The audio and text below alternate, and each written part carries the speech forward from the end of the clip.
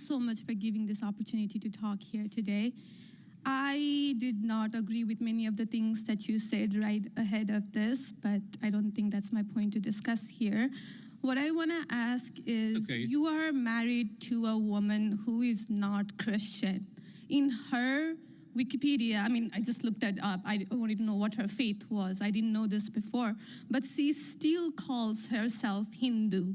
You are raising three kids in interracial, cultural, racial, religious household.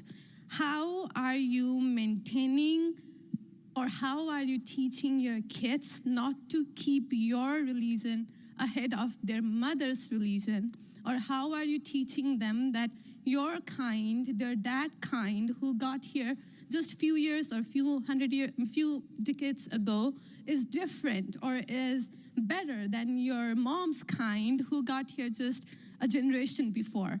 How are you balancing that? And when you talk about too many immigrants here, when did you guys decide that number? Why did you sell us a dream? You made us spend our youth, our wealth in this country and gave us a dream. You don't owe us anything. We have worked hard for it. Then how can you as a vice president stand there and say that we have too many of them now and we are going to take them out to people who are here rightfully so by paying the money that you guys asked us? You gave us the path, and now how can you stop it and tell us we don't belong here anymore? And one more thing, one more thing. Sure. Do you have to There's be— a lot there. I don't know if I'm going to remember all this, but yeah, I will try. I'm sorry. I had to say all of this, and please take it with due— I mean, I'm saying all of this with due respect. Go ahead. Please. I have no intention of causing a scene here or anything, but— We're not close to causing a scene, don't worry. But we talked about Christianity, all of this. I'm not even Christian, and I'm here standing to show support. Why are we making Christianity one of the major things that you have to have in common to be one of you guys, to show that I love America just as much as you do? Why is that still a question? Why do I have to be a Christian? Okay, so there was a lot there, and I'm going to try to respond to as much of it as I can. So on the question of immigration, so first of all, I can believe that we should have lower immigration levels, but if the United States passed a law and made a promise to somebody, the United States, of course, has to honor that promise. Nobody's talking about that. I'm talking about people who came in violation of the laws of the United States of America, and I'm talking about in the future reducing the number of people. Sorry, what? May I continue on that? Because when you just said you are not stopping with the people who came here legally, right? But you are pushing out policies that hurt us. And these policies are not even solving the problems. These policies are just creating chaos. Ma'am. Okay, so again, I'm gonna finish answering the question, and then if I've answered all 9 of your questions in less than 15 minutes, then we can keep on going. We got to have a little fun, right? So here's the thing. I can believe that the United States should lower its levels of immigration in the future, while also respecting that there are people who have come here through lawful immigration pathways that have contributed to the country. But just because one person or 10 people or 100 people came in legally and contributed to the United States of America, does that mean that we're thereby committed to let in 1 million or 10 million or 100 million people a year in the future? No, that's not right. We cannot have, I'll go and finish. We cannot have an immigration policy where what was good for the country 50 or 60 years ago binds the country inevitably for the future. There's too many people who want to come to the United States of America, and my job as vice president is not to look out for the interests of the whole world, it's to look out for the people of the United States.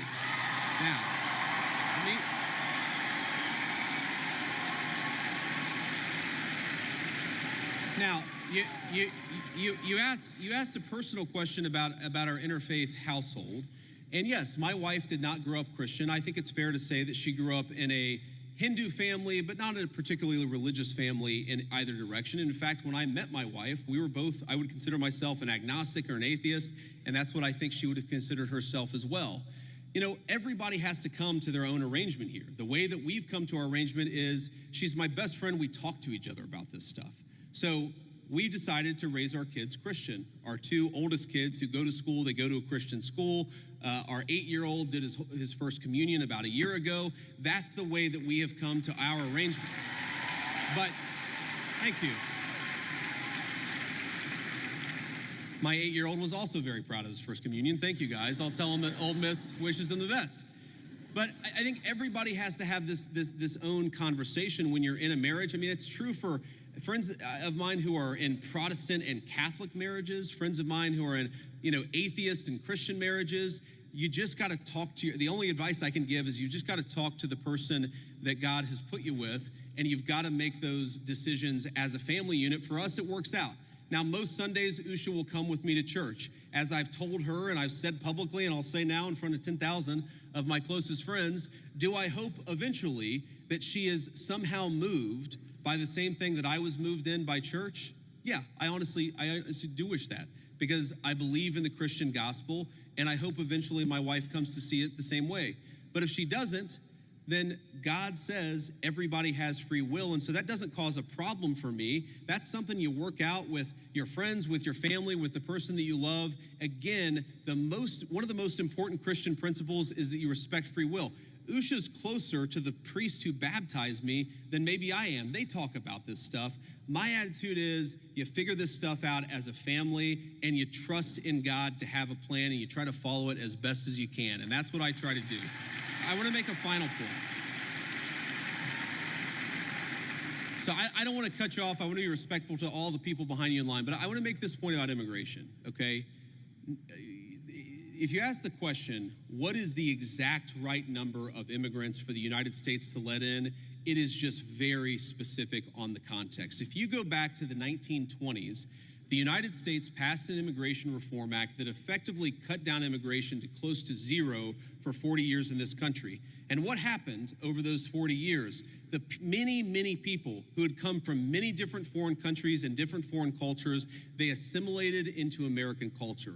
And there was an expectation that they would assimilate into American culture. I think we have two problems in our immigration system today. And my guess is you're probably a slightly more leftist political persuasion, liberal political persuasion, maybe not. But here's the thing. I remember back in my establishment GOP days when I was still very early getting involved in Republican politics, I remember a conservative think tank person who told me that one of the reasons why immigration was really good is that if you had enough diversity in a country, people would mistrust each other and they wouldn't join labor unions. Okay? So when I see a lot of left-wing people who theoretically support organized labor saying we need to flood the country with a limitless number of immigrants, they're unwilling to set any limitations on it. My response to that is you are destroying the very social trust on which American freedom and prosperity was built. And that